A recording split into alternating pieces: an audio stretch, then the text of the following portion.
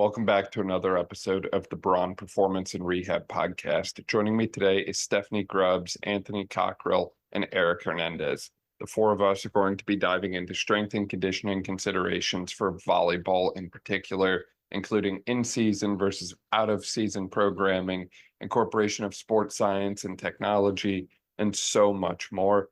These three are practicing at the highest level of the game, and I am very appreciative of their time and all the insights that they shared with us on the episode today. Episodes like this are made possible by ISOFIT. ISOFIT is my go-to for all things isometric strength training and helps athletes to win more and hurt less. For more on ISOFIT, you can check the description below. Enjoy. Anthony, Stephanie, Erik, welcome to the podcast. I'm super excited to work with the three of you today. Thank you so much for being here. For people who might not be familiar with the three of you, would you mind kind of filling them in a little bit about who you are and all the amazing things that y'all do? Okay, awesome. Yeah, Stephanie now Grubbs, but my role here at Pitt is assistant AD for sports performance at the University of Pittsburgh. There's one team I still train hands-on, being Pitt Volleyball. Enjoy working with them, but I oversee all three weight rooms here at Pitt between basketball, football, and Olympic sports. And then I oversee S&C for all 19 sports and then sports science initiatives as well. We just hired a new director of sports science, Zach Witherspoon, coming from the Rams. He's been great to have in-house and just running the show, but that's just a little bit about what I do on a day-to-day basis. I'll go ahead. We'll keep the best for last for Erik. Anthony Cockrill. I'm newly now going through some transitions here at SMU positively. Assistant director of Olympic sports here, overseeing volleyball. That's about the extent at the moment. We're going through a lot of new exciting things, so it's kind of we'll see at the moment, but that's where we're at. Erik Hernandez, associate director of strength conditioning for Olympic sports at UNC. This is the start of my 15th season here in Carolina. Made a stop over to Arizona State and Tulsa before, from Illinois originally. I've worked with volleyball for 14 of the years. Yeah, I work with our volleyball team, men's lacrosse team, both our golf teams, and then help out wherever else needed. Yeah, no, that's incredible. And like I mentioned before we even jumped on, I feel like the three of you are all practicing at, the highest level that you can from a strength and conditioning standpoint. And I think you all do great work with the athletes that you get to serve that way. And as we were talking about with Anthony a few weeks back, volleyball is such a unique sport in the sense that there's a lot of plyo contacts and jumping, but there's also a lot of open chain rotation, which kind of differs from a variety of the other sports that we see that way. And it's an area where I feel like the right strength and conditioning approach can really make a difference on the athletes and the overall outcome of their season that way. But ultimately, there's more than one way to do things. So I really want to hear a little bit about how you all approach strength and conditioning for your volleyball teams in season in particular, how you kind of differ your approaches and all that way. So what do you kind of set as the standard for how you work with your volleyball team in season? What kind of KPIs are you using? How often do you guys lift? Just kind of give me a general rundown and overview of the kind of things you're doing in season with the Pitt volleyball team that way. Yeah, so I've been working with Pitt Volleyball. This will be my fourth season now here at Pitt, and really lucky to work with Dan Fisher, our head volleyball coach. Super smart, high IQ in the sport, and I played college volleyball at West Virginia University many moons ago. Don't get it twisted. I'm 5'3", so I'm not, some crazy bunnies and things like that. But I worked with volleyball when I was at Clemson, at Mississippi State, and then coming here to Pitt. And it's been a little bit different every spot from a lifting standpoint in season. But here at Pitt in particular, I came in with Dan Fisher, and he was already implementing microdosing. So I don't want it to seem as if it's a thing that I came up with. He was already doing it. He's super close with the Stanford volleyball head coach. That's one of his great colleagues that he kind of got the idea from, because they were doing it out there for a while. So me coming in and just covering volleyball for the first time being, because I trained wrestling at Pitt at first. But me filling in as kind of like the substitute teacher, as one of our staff members was out on maternity leave. He was like, "Hey, I've been implementing microdosing. It's been working really well. Like, would you be open-minded to doing it?" And I was like, "For sure." Luckily, I had been exposed to it at a conference out in California a while back with Corey Schlesinger when he was at Stanford with men's basketball, and he kind of talked about implementation on his end. So luckily, I talked with him back then, and then kind of circled back when we started doing it here. So been doing microdosing since 2021, and we're lucky. Our setup, like where my office is at right now, I can look down and see the volleyball courts. So the volleyball courts in the weight room are right beside each other. So it's easy for them to come up, and lift right before practice. Usually instead of doing like a 15 to 20 minute like warm up on court with different stretches and activation, we just kind of extend it out to 20 to 30 minutes of a lift prior to. So they come up, do some prep work with me, power work, and then some hip strength work. And then that's around 20 to 30 minutes. Then I send them straight down to practice. So we're usually lifting in season, let's say 4 to 5 times a week. I do travel with the team. So for ACC play, for example, when we play Friday, Sunday, we're lifting on, let's say, that Thursday if we're on the road, and on that Saturday in between games. So Monday's usually our off day. Tuesdays our strength day. Wednesdays our power day. Thursdays are more of our speed day. And then Saturday's more of like our primers, CNS activation type day. So one thing that's great is I do have a big staff too. So whenever we have them come up and lift for that short period of time, it's like myself, usually my sports science master's student, kind of helping out with some type of return to play process, and then a third strength coach on the floor for like a developmental group. So I always tell people microdosing is great, but if you don't have the facility location and it's super close to kind of make that transition, if you don't have the right staff, because you got to get kids in and out super quick, it could be super tough. So microdosing is a great tool, but you kind of have to be set up. Because like when I was at Mississippi State, our weight room was like a 10-minute drive from the volleyball court. So that probably would have made it pretty tough for us to kind of pull off what we're doing here. So I think microdosing is great. It's just another tool in the toolbox, and that's what we do in season. So I hope that's helpful, Dan. So for us, I mean, it's pretty similar. My head coach is young. She's a first-time head coach. She came here from Baylor, and she's a really like go-getter. She really values training, anti-load management, which I can really get behind with her. So once we get in season, like we're training pretty much as normal. Obviously, you manipulate some variables, but from like a scheduling standpoint, it's essentially every day we play volleyball, we're training. Similar idea as Steph is like we're eliminating the warm-up. 45 to an hour with me in training, and then we'll go right into volleyball. The only day we don't train is like game day, essentially. So that's actually new. We started that last year. My first year, kind of like traditional, like we'll live 3 days, and then like travel wise, it might be 2, it might be 1, and just like it is what it is. Just not really ideal for both of our philosophies. So we ended up going like still staying with like the full 45 to an hour, which is great. And then just kind of going every day. So honestly, like a big part of us is like we train pretty much year round. I think we're pretty lucky in that sense. From literally been training from January to now, like nonstop. Honestly, our in season is pretty much based off of what we've been doing. So like I think for one thing that's unique for us is like we don't really change anything we've been doing from like a movement standpoint or loading parameters or anything like that. Obviously, you need to like fit the bill for what's the primary thing right now, which is volleyball. So honestly, we just keep chugging along as normal. The only thing is we may lift 15 minutes less. We may cut sets down, reps down, obviously, but from the standpoint of training, like we're pretty consistent. I think like with our philosophy at the end of the day, like we have 2 points in the year. What matter the most is obviously health. Number one, you win a lot of matches when your best players are playing. Let's start there and kind of work backwards. And then number two, where I like, we've talked about this, where I find volleyball unique is like physicality is a big part. You win a lot of matches purely by jumping over people. I think that's unique in this sport. So for us, we like establish 2 points in the year when we want to jump our highest, which is usually April, the end of the semester, 15 weeks of training, and then November, kind of going into the NCAA tournament when it matters the most. So kind of just working backward from those points. I think you have to consistently train hard throughout the in season. There's no load managing for us. We keep chugging along. It's just kind of part of our culture, which is great. Probably not really unique, but it's kind of working for us at the moment. And then from like a day-to-day standpoint, honestly, it's very dependent throughout our travel. Like ACC play is going to be new for us. Like we have some disgusting travel trips where we're gone for like 7 days at a time. So that's going to be really unique for how we adapt to those things. And we might have the oldest team in America. We're graduating 9 people, a lot of grad transfers. So it's like managing those kids too, that just have a lot of mileage on them. So it's going to be unique for us in this season, but ideally like the philosophy is going to stay the same. From like a periodization standpoint, I keep training pretty simple. Like I just flip between like these 2 like training blocks throughout the year, where I put a big massive focus on end ranges of motion, where I put an extended time under tension in like these end ranges, trying to maintain quality range of motion throughout the year. We never want that to go away.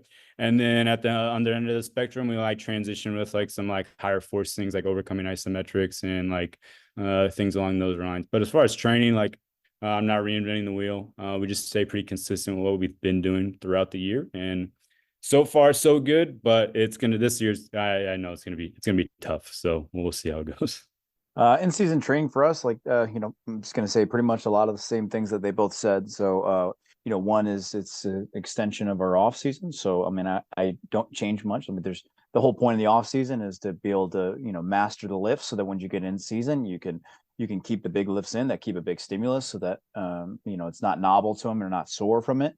So I just keep the things the same, just like as they're talking about. Other thing that Steph brought up that was important was like logistics. Logistically, it makes more sense for us to do two times a week. So we actually now we're trying to where it's Tuesday and Wednesday back to back. So that'll be something in itself.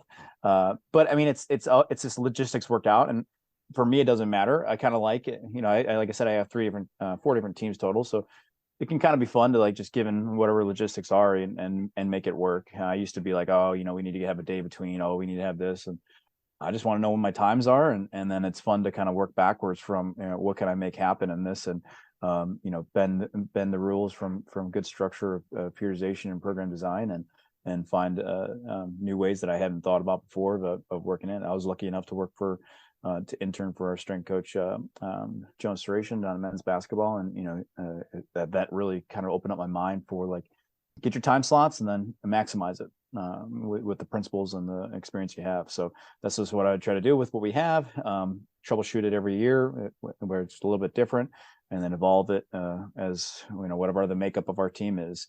Sometimes it's like I've had in the past with Anthony where it's like, yeah, we got to make a bunch of modifications because how our team makeup is. Sometimes it's young, and we have a good group that I'm having a lot of fun with this off season. That just going to keep continuation of it. I think one thing I try to think about with a little bit of bias towards Olympic lifts is that I try to keep those in season as much as possible, so that it's ended up being like, yeah, we only get 30, 45 minutes depending on the day, to where I get a big bang for your buck with those as we go along. That's interesting on the Olympic lift incorporation, Erik. And I think y'all broke it down really well in the sense that you have to understand what time you have with the athletes that you get to work with and what your overall facility design allows for in the first place. That way, like Steph hit on the microdosing side of things that way. And obviously there's a number of different ways to progress your athletes in season. And I'm sure everyone goes into the season with this great plan, and then somewhere through the middle of the season, things kind of fall apart where it's like, hey, we've got 2 overuse type injuries. People are getting a little sore, a little banged up, that sort of thing. And I think that the ultimate key to success as a strength coach is having the ability to kind of identify when those things are going on, or ideally identify them before they happen, and then be able to kind of course correct what you do and the work that you do with the athletes that way accordingly that way. So as far as the work that you've all done in season that way with your athletes, have you been able to hopefully mitigate some of those different injuries that are likely to develop as a result of engaging in any kind of competitive sport that way? And has there been anything that you've been able to do from a technology incorporation standpoint where you're starting to see things before your athletes come to you and complain about it, whether that's like decrease in power metrics or something along those lines that way? Where have you kind of gone from your own kind of personal philosophy as it relates to this injury risk mitigation point? You'll know exactly what you need, what you have to mitigate in season based off your off season. All right. So I have some kids where we've had the entire off season being like, they actually trained and these things that were existing in season weren't there anymore. Right. So then I could see that like, no, they just need to train consistently. So once you get them clear training consistently, now in season, it makes it a little easier. And if it does pop up, I know that it's good to, as a strength coach, sometimes to know you're not the reason something's the issue. And so I know, well, we've trained really, really dang hard over the off season. And like this wasn't an issue with the knee before. Now it is. Now it doesn't mean you don't try to figure out what's going on, but instead just blaming a squat, blaming a thing like that. So you're in season, you're going to know exactly, like going into it. Like I know I have like an asterisk on a few people that I'm like, well, I got to watch this on them. They did really well in the off season with it. They finally got a strength reserve underneath them, so that maybe this doesn't happen this year as bad because we actually have a base. That one person that comes to mind was a freshman, right? So their foundation wasn't all the way there yet. Now we have they have a year of work in the foundation, so it should be better. But I'll monitor that as we go along. I'm not going to sit here and say that I'm the greatest at utilizing our force decks to like predict anything, but there's a couple things that I like to keep an eye on. It's the output, whether it's if it's a peak power or whatever it may be. I just want to look at one and kind of keep an eye on it? I really want to know that. And then also body weight, like what's happening along with that? Especially with some other sports, I kind of look at that a little bit more, but like just more so, just is it dropping? So is power being lost with body weight up or down? Like Erik, it's very similar. Like the off season is the big thing. You just train hard like for a year and you probably be fine in the long term. So like off that idea, like establishing, I think volleyball is unique in a negative way, as like our preseason is 10 days and then you're playing like the highest density is high stress volleyball possible in like a 2-week span. So I don't know like why we don't like that. Yeah, that's a whole nother story. But regardless, like I think it's hard to plan for like the preseason. It's terrible. In my opinion, like this is the highest stress point of year for these kids because like obviously the density of volleyball is super high. Maybe you weren't here in the summer, so maybe you did absolutely nothing. You're going like the highest density time of year, and then school's starting. Like that environmental stress is a whole nother monster you have to take into account. So it's really hard to get ahead of that without honestly just playing volleyball in the summer. I think we get pretty like I said earlier, we get pretty lucky where we have all our kids here for like summer school and things, and they can run open gyms. But at the end of the day, it's hard to even do anything enough for 20 hours of volleyball, so kind of like it is what it is. But from like a planning standpoint, I think I don't think tech is the biggest thing. I think you just gotta have some common sense to know what the highest stress points in the year are. Like for us, it's August and like November, like, and purely starting with like school, like you're starting school and then you're finishing school with finals. Like there's huge environmental stressors there. And then like for us uniquely, we could establish like during travel trips at different points in the year in the American, like based off of some like force play data and even like some body comp stuff where we can kind of at these points in the year, every year, like body comp's doing this, jumping's doing this, and we can kind of get ahead of it. It's not really going to be the case this year with our travel being completely different. But in that regard, I think for us, like the force plates are big. And like I'm not making like any decisions or anything. Like we're literally just using these to track trends over time and to continue to build over within the course of like however long these kids are here. So like I said, we have a plan. Like November, we want to jump our highest, and like all of our data at the end of it, like a scholastic year, is like our highest jumps on the force plate are always in November, and we just want to repeat what works. So for us, is like getting out ahead of like those points in the year where stress is really high. So we refer back to those points in the year on those force plate data when it's like really low. What's going on in those times of the year where like jumps are really bad? Is it travel? Is it like environmental factors? Like for me, like. And you obviously can't prevent anything. And honestly, I don't think training is like a big factor. I honestly think it's environmental factors that are the biggest thing. Like, are kids just terrible at managing stress, or is their nutrition terrible? Like, who knows what they got going on in their life? Are they like genetically predisposed? Like, it's too many variables that you're out of control. Obviously, training can factor in a big part of that. But at the end of the day, like we're one piece of a massive pie.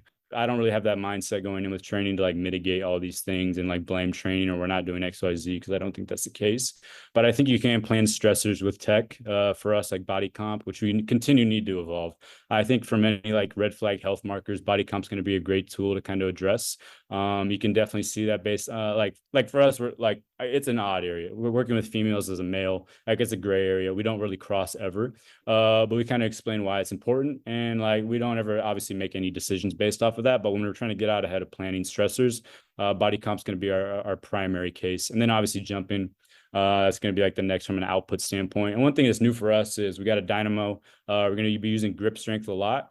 I think like for us, like readiness standpoint, grip is like so easy. And again, I think it's going to be such a much better tell than some counter movement jumping, because like there's too many technical variables in jumping that can kind of dictate like those outputs. Whereas grip, like that's if your nervous system's fried, that's probably going to be the first and easiest thing to test, is your grip's going to be terrible. So for us, that's going to be a big tool for us to kind of evaluate like readiness on like these game day kind of deals. A lot of moving parts. Do I have it figured out? No. But from like a testing standpoint, like body comp and force plate data, consistently testing that throughout the year, and then getting ahead of those previous trends is kind of how we go about those things. One thing that's unique that we started doing is we'll jump on the force plates on game days. I started doing it in the spring. We're really lucky to have a pair of plates we can travel with. And it's funny to see like you get all your highest jumps on game day. Obviously your adrenaline's through the roof, like kids are all hyped up. So it's curious to see how those two things coincide this year between the grip and the jumping on game days. But at the end of the day, I don't think these kids care enough to let them like hinder their performance. I'll never tell them like, oh shit, your grip's 10 Newtons below what it was last game day. You're going to play terrible. Like that'd be the dumbest thing I could possibly do. Awesome. I'll bring up the rear on this one. One thing from an injury standpoint that I know I've been trying to manage since really 2021 is the sport of volleyball. Like our athletes here at Pitt, I've been balancing the dynamic of, luckily we've played super deep into the season. So we're starting now in preseason and we're finishing up playing like middle to end of December. And that's a long season on hard surfaces, and they're constantly changing their footwear. So it's almost like a basketball, right? So just managing that lower limb stress is always a battle. And one thing I've tried to become more creative with is when we're playing such a deep season on hard surfaces and constantly changing direction, when we come back in January in the off season in February, getting creative with the types of surfaces that we're on when it comes to plyometric training and rudiments and things like that. So I take them in the pool in January and kind of like our more shallow pool, our small pool in the back where their bodies are in the water from hips down, just with them being taller women, and reintroduce some of our single leg plyos in there, getting in the water. And then we will also do a lot of our rudiments. Luckily, our wrestling room is right below here in the field house. So we'll do a lot of our plyometrics on barefoot, down on that wrestling mat, which is softer, which it's great that our wrestling coaches allow us to do that. But I try to kind of get them out of their shoes, let their feet breathe, and then get them in the pool to kind of deload that body weight to work on some of the single leg work. And then really this summer, really working into preseason, invested in some pull-ish boxes to try to really change up the system stiffness training that we've been doing. And with volleyball, one thing you see a lot of the time is when girls are jumping up and landing, sometimes they're landing under the net, sometimes they're landing on other people's feet. So trying to really get a little more creative with just some of these different positions that we're putting the foot in, to really kind of allow them to work the excursion of whether it is like the curved box seem to work really well because the slanted one, you're only working at one fixated angle. The slant or the curved one that kind of looks like a skateboard ramp, you can kind of slowly progress the different angles of the foot. So it's a little bit more of an easier progression versus the hard slant one is like one angle on and off. So I've tried to get more creative with our off-season training, and then also just kind of leading into preseason with our plyometrics, because that's super important really for volleyball. Zooming out from a testing and assessment standpoint with all of our transfers and new freshmen, working with sports science, we've tried to do a deeper dive and just a lot of these kids now, we don't have student athletes for 4 years anymore. So you don't have that long-term athlete development model. It's more of like a one and done model, or maybe 2 years you have them and they're gone. So as we're onboarding them, we try to do a deeper dive into testing and assessment. So we kind of break it up into a few different categories. And this is more like holistic, and then I'll dive deeper into just volleyball, but we'll look at decision-making. So utilizing synaptic and some of the visual pieces with that. Strength testing for volleyball, we'll use some of the Vault products that Anthony talked about. We'll do Nordboard. Then we'll do traditional strength testing. Like we're big into Olympic lifting like Eric as well. So whether it's clean, squat, trap bar deadlift, power, force plates are king, for all of us in regards to testing that. Body comp, DEXA, bod pod for sure. And then some of that psychosocial profile. So like the big 5 personality test, just figuring out like from a personality standpoint, how should I be coaching this athlete? What do they do well with, not so well with? So trying to do a deep dive into that. And then just from like a monitoring standpoint, we do utilize Catapult with volleyball. So that's super helpful when it comes to planning practice with our coach. And then even return to play with just jumps and things like that. And then, yeah, we still use like a wellness check-in type every single day. I know it's super old school, but we'll usually collect it by 10 a.m., send it out to the performance team, and then we usually practice in the afternoon around 2. So we're able to kind of make some tweaks here, there, and everywhere with that. So yeah, that's a little bit behind the scenes for sure. Or on that note of the catapult data, that was really interesting to me because I typically hear that incorporated with field sports like lacrosse and soccer and field hockey that way. I don't often think about that with volleyball that way. What kind of things do you look at from that? Is it an overall like contacts and plyo contacts per match, or is it the overall intensity of the drills that you're working in, and then you kind of break it down by drill intensity after the fact? Or that's just such an interesting piece that I wouldn't have thought of being applied to the volleyball setting in addition to the general metrics do you look at on the catapult side for volleyball that way? Yeah, we use it truly for like an educational piece with our head coach, and then even our student athletes going into like leading into preseason. So we sit down with our head volleyball coach, and after the season we're like, hey, these are like the 20 most common drills that we did throughout the season. So from now preseason until December, we'll break down like what does he usually repeat, and then we break it down into 3 different categories. So we'll look at, from a physical requirement standpoint, we'll look at like drills that elicit the highest amount of jumps, then the highest amount of IMAs, and then player load. So we'll break that down and then put it like on a spectrum. So we'll talk with our head coach of like the furthest day out from game day. If we want to elicit and build up a lot of jumps, these are the drills that we can plug in and utilize from his top 20 drills. We've added a few new ones in, so I'm sure our top 20 most common used drills will probably change a little bit. But it just allows us to kind of marry the weight room with what we're trying to do on the court, and then really just educate the student athletes from like a positional standpoint as well. We'll kind of break down those averages too. And I think from a return to play standpoint, it's been helpful because we'll look at like setters, okay, like through a traditional like 5-day practice week, they're usually, let's say, building up like 1,000 jumps, but they're clearly the amplitude isn't as high for a setter, but our outsides or our pins maybe accumulate throughout 5 days, 700 jumps for the week. So if we are returning someone back to a position group, we know what we need to build them up to, or we'll know like for a 5-set match, we usually accumulate X amount of jumps for a pin hitter. But it allows us to just plan at a higher level and more educational and just like creating observations for the head coach versus I'm never going to go to our head coach and tell him what to do. He gets paid the big bucks to do that. I'm just here to try to help weaponize him with the information from Catapult for sure. Yeah, no, that's incredible. And I love that incorporation on the return to sport and what I'll call the return to performance side of things, because I find a lot of times athletes will get cleared to go back to sport, but they underestimate just how much the sport entails and they're inadequately prepared for that. So I think that really closes that gap between return to sport clearance and actually returning to the desired level of performance for the athlete. So I think that's really awesome. But, I know someone listening is going to, DM me and say, hey, I'm a high school strength coach and I work with the volleyball team, or I'm in a private setting where we work with travel volleyball teams and we don't have access to a lot of these fancy bells and whistles. So in the absence of technology, how would you go about taking that, objective testing and data side and apply it to the sport of volleyball that way? Do you go more the RPE route?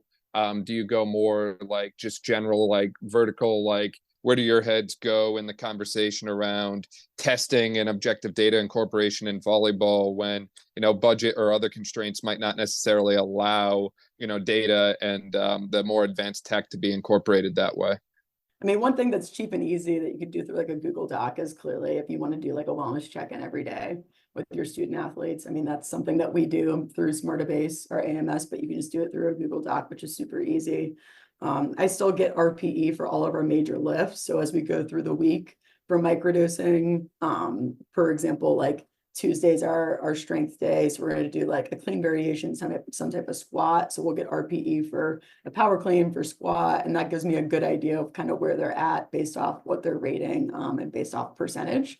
And usually it gives me a good idea, like for a freshman that may start for us on like a Friday and a Sunday, and they come back for that first lift day, maybe they're ranking their cleans at like an 8 for RPE, and then maybe my seniors rating it a 4, so it just gives me a good idea from a recovery standpoint. So I think wellness check-ins, getting RPE on all your lifts can give you a pretty good gauge or dial in on that day-to-day basis of how they're feeling in recovery. Super easy to collect. Yeah, for us, I think like the biggest thing that we're making decisions on obviously is like the vertec and the touch height. I think you're going to be fine with that. Like it's obviously the gold standard in the sport. When I first got here, a coach wanted to do it every 2 weeks, and she's like, die on that hill. So I was like, I mean, fine, I get it. It takes a whole session out, but we'll do it. And honestly, it's been a great resource for us because I think it's the best like indicator for like helping us establish the trends, because that's what we're doing the most frequently. So like we always get out ahead of it. Like I said before, like we can kind of guesstimate like, okay, at this point in August, we expect jumps to be down comparing to like the previous 3 seasons. And at this point in October, so on and so forth. And honestly, for us, I think the best thing is just kind of watching everything happen and just kind of like for us, we can really tell based off, honestly, it's cliche, like the energy of like how practice is and how training is. We're very like, I mean, I'm sure most volleyball teams are the same. They're very loud. So for us, when it starts getting quiet, we know like they're fatigued. So for perfect example, yesterday was supposed to be our last 2-a-day. And like they're training hard, but you could tell the energy was low. So we canceled the second 2-a-day. Like we didn't even think twice about it, or canceled the second practice. Just purely based off the judgment of like how the energy's going, how the session's going, not purely from like any metrics. Honestly, our coaches are really good at judging those things, and they're quick to cancel if they need to. They're never gonna like push the envelope if it's not necessary. So I'm very lucky in that aspect where I don't have to honestly step in a ton because they know already.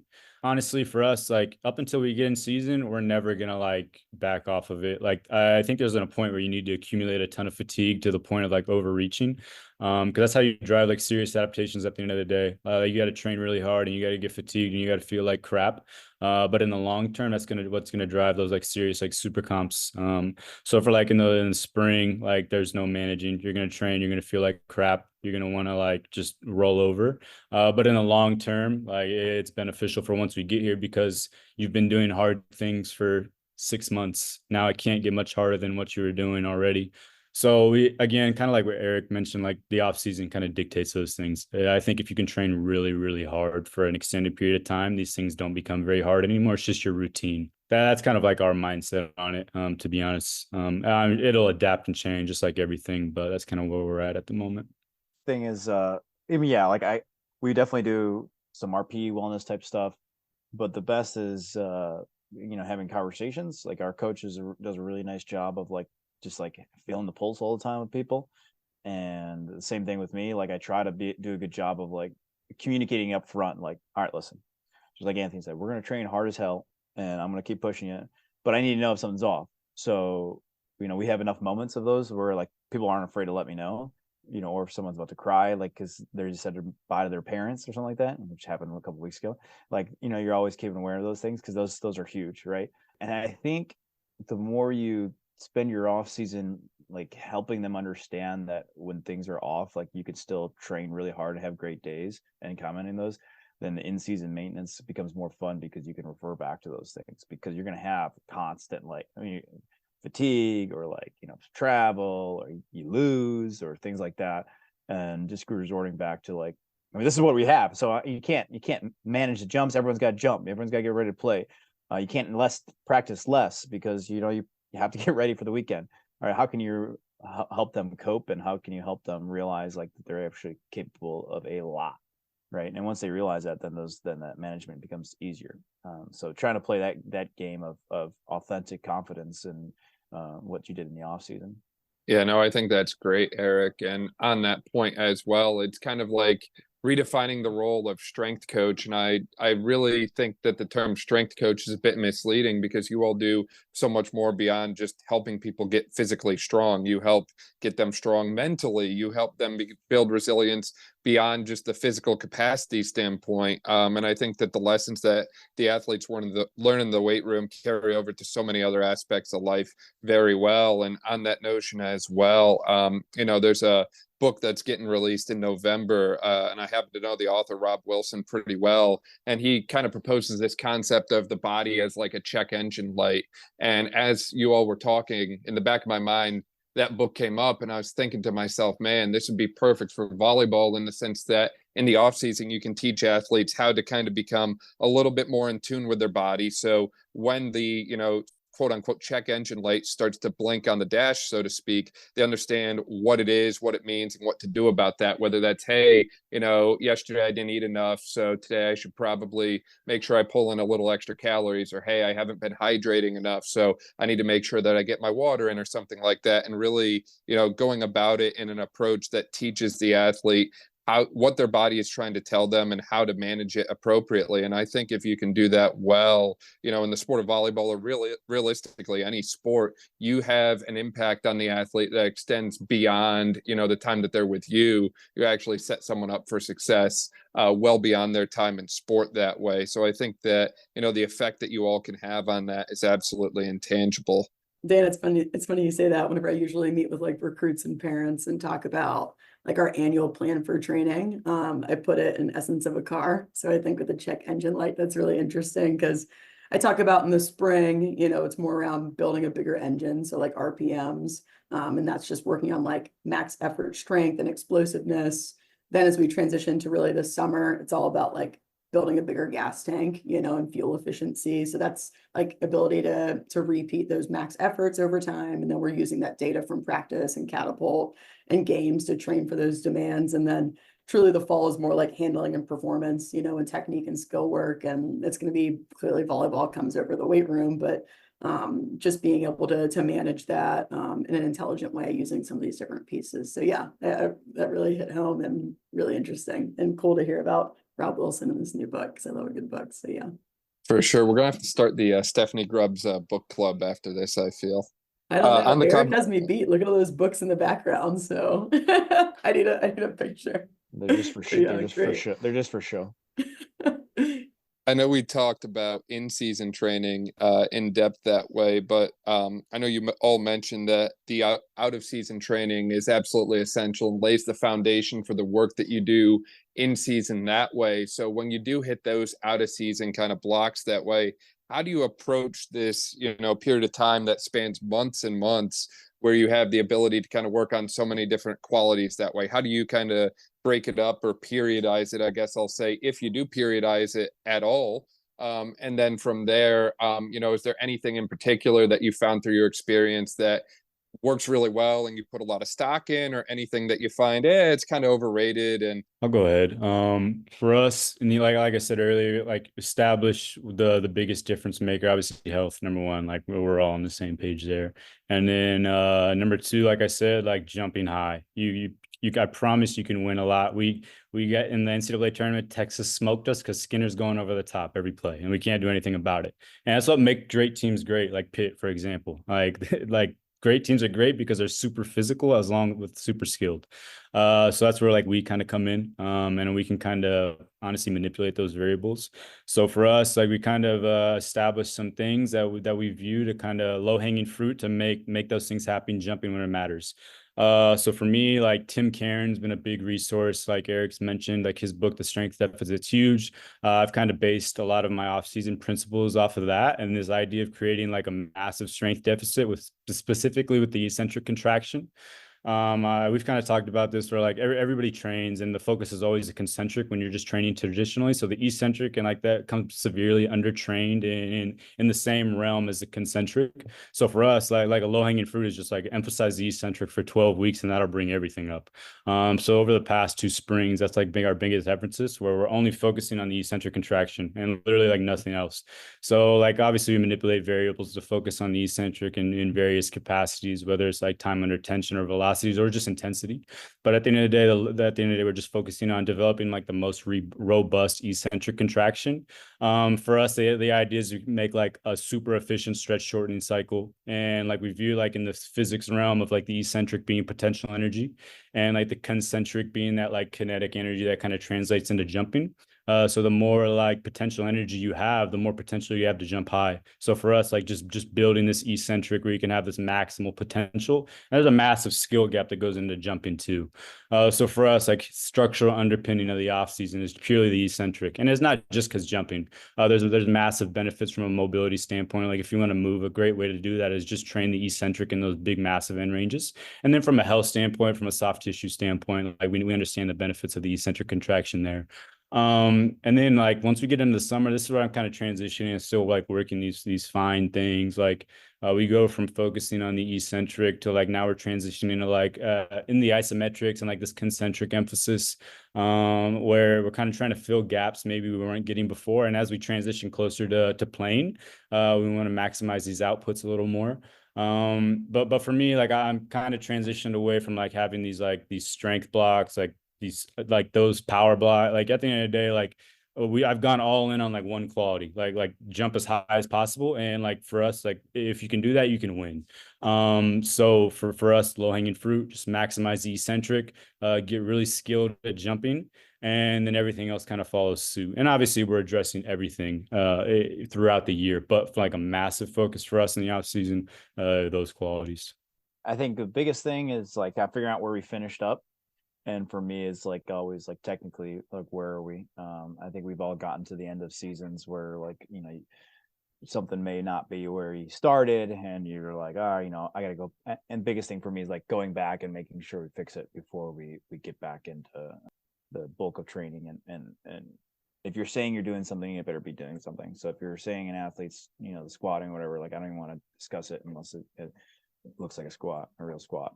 So, all things considered with that, like I got to start there, right? Are we squatting the way we're squatting? So we're getting an output we want, the outcome that we want.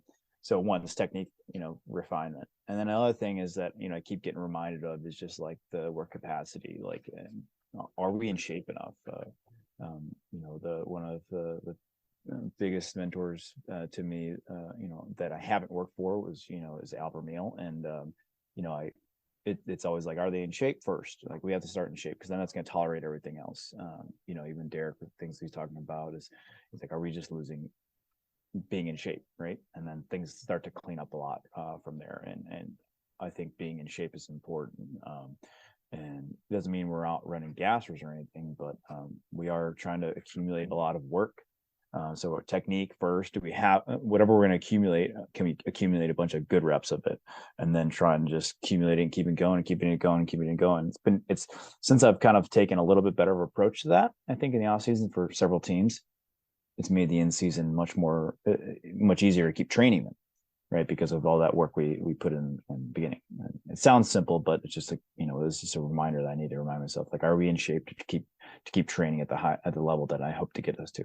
Yeah, I probably take a similar approach. I mean, both from Anthony and Eric, but microdosing is great, but also when you're only lifting like minimal effective dose, like we kind of taper down. It's maybe a 20 to 25 minute lift on Tuesday, Wednesday's 15 minutes. Really, when we come back, if we're playing through December, usually the girls only have like 2 weeks off, which like is great because hopefully they're not getting too out of shape within those 2 weeks before they return in January. But just building that work capacity back, because microdosing is great, but also we have to build those strength residuals in the off season to allow us to have that strength and foundation to carry us through the season. So we will go through like an accumulation block when they return, hypertrophy, trying to get that volume back on them and that work capacity. And then we'll go into intensification. And then from just like a plyo standpoint, I touched on that of trying to get them off the hard surfaces going in the pool and on the wrestling mats. And then also I try to limit really in January and really early February from like a lot of cutting, deceleration, change of direction, just because they've been in tight spaces on the court. And I really want to open them up and kind of elicit that opposite end of the spectrum as well. So trying to accumulate that volume again on them from a weight room standpoint. Clearly they've accumulated a lot of volume on court, but try to give them the opposite end of the spectrum of what they've just had the last 5 months, let's say. There's so many different things to kind of go off of from that, from your point on the hypertrophy blocks and overall work capacity that you both brought up that way. I mean, plain and simple, I think that, if you're 80 minutes into playing volleyball, you have to understand from a physiological standpoint, like you probably don't have enough fuel in the system. The body's going to become catabolic in some state. So having a increased muscle mass and muscle capacity that way, I think could act as a great buffer to that. And I think that Anthony broke down before in our last podcast about the importance of hitting certain muscle mass qualities that way, because stronger athletes tend to be more powerful and tend to jump higher. So I think that a lot of that makes a lot of sense. And I think the work capacity side of things often goes overlooked because you all throw out the term load management at different points that way. And I think that that's a term that is becoming very trendy and buzzword worthy, or whatever you want to call it that way, in the sense that we don't want the athletes doing too much and so on that way. But at the same point, like you all broke down, you really just have to train hard. And if you don't know what hard training is, then the season might not go like you want it to, because you've never exposed yourself to those higher demands that way. So I certainly think that there's a good time and a place for the work capacity side as well. And one of the things I know, Anthony, you and Eric are both big on is, the concept of the chin up or the pull up, or weighted chin up and weighted pull up that way. And I know that, at least from what I've seen clinically, volleyball is a sport where a lot of unique shoulder injuries come into play, in the sense that it's very much a overhead athlete kind of presentation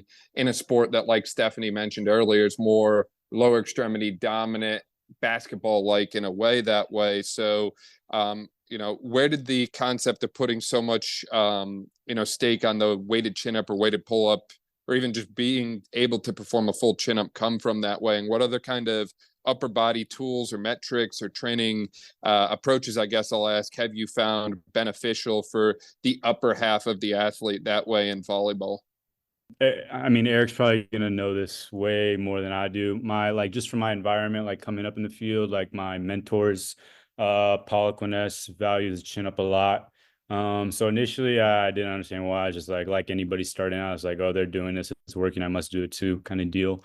But as I've gotten deeper into these weeds, like I see the value for a number of reasons. Like Eric has mentioned, like a massive bang for your buck for the upper body. Like for me, number one, from like the range of motion standpoint, and like the amount of range of motion the humerus is going through in a full chin up, if you're doing it right, from like a dead hang to chest to bar, is massive. And like just think common sense, like more range of motion means more tissue is going to be involved, so the more adaptation you probably have to get out of it.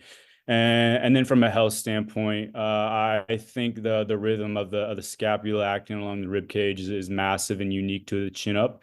And you can manipulate the chin up in different variables to manipulate different like tissues based off of like the angle you're pulling yourself at. If you want to bias like the retractors a little more, like going sternum to bar, or do you want to bias the lats, like going to elbow? Like you could, there's so many variables you can manipulate in the same way you can a squat. So I think it's invaluable in that aspect. And then for us, like we've kind of established some correlations, and like we term athleticism like there's a lot of variables, but in our eyes, like our most athletic female athletes can do a full chin up or a full weighted chin up. And I think it's a great assessment tool in that regard, based off like a number one, body comp going to be a big player into that for sure. Relative strength and like the efficiency of your nervous system to do a full chin up is massive.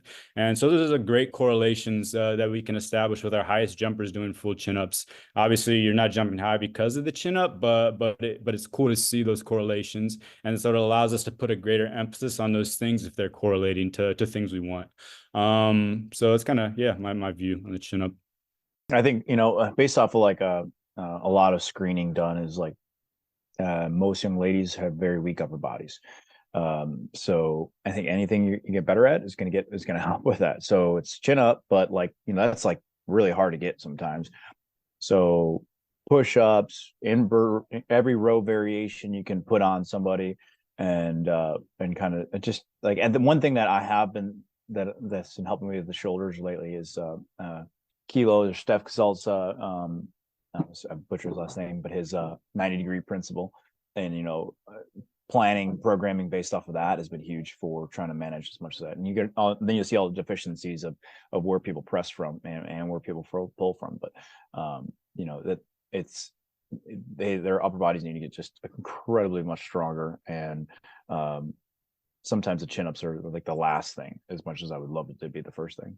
Yeah, I guess big language for us from an upper body standpoint is our head coach always talks about loading the arm, so whether we're doing just our arm care with the ATs, but whether it's face pulls, any type of scap work, I always try to take the language that's used on the court and use it up here. And then just being able to dissociate your hips and your shoulders, in T-spine rotation, understanding how to maneuver, just your shoulders around your hip and things like that. So working with softball and baseball and even golf prior to this, there's a lot of overlapping themes with just rotational sport athletes. So I think that's why I came up just working with every sport possible. And a lot of these things kind of work together in cohesiveness. And to be honest, like KPIs, my volleyball coach is going to be like, how many chin-ups can the girls do? That jumping always kind of trumps upper body, but I'm really big on just taking kids through ground zero work, and they should be able to do a full chin up, full range of motion. They should be able to do push-ups relative to body weight. Volleyball is a strength and power sport, almost like track and field with sprinters. So you want to see them be able to move some things. Like I always look at correlation of, hey, can you clean 1.5 times your body weight or 1.25 times your body weight? Like that's like, I have a couple girls that can clean over 200 pounds and they weigh like it's 1.25 or 1.5. So there's certain things that I correlate maybe from a lower body explosiveness standpoint. And then just as we kind of get through season, even like, can you clean your body weight at a certain speed on the gym wear? Like that's impressive. So I think there's a lot of different things you can look at, upper body, lower body, but shoulder health is extremely important for the old volleyball. Definitely. And I'm so glad that 3x10 Rubber Band Factory IRER didn't come up as y'all were talking that way, because I think in 2024 we can certainly do better than this and that for arm care in the volleyball athlete that way. And I love the concepts of actually putting load through the system. I love the incorporation of the calisthenics, whether that be the chin up or the push up or the inverted row or any of the other row variations that way. I think that's all great work that way. I realize we could probably talk about volleyball training for hours and hours that way. People want to find out more about you all online or keep up to date with all the amazing work that y'all are doing that way, where can they find you at, whether that's social media handles or other kind of handles, whatever that way? Hernandez Strength. Yeah, mine is just anything Anthony Cockrill, probably the one person in the world with that last name, so not hard to find. I'm definitely not on TikTok. That's a lot. But at Coach Steph Mock still, and then at Pitt Sports Performance if you just want to follow what we're doing across the board. But yeah, thanks, Dan. That's awesome. Really appreciate you guys and everything that y'all are doing. We'll link to all of that in the description below. That way, if you didn't quite catch it, you can just click there. Thanks again for everything, guys. Love the work that you're doing, and always great chatting.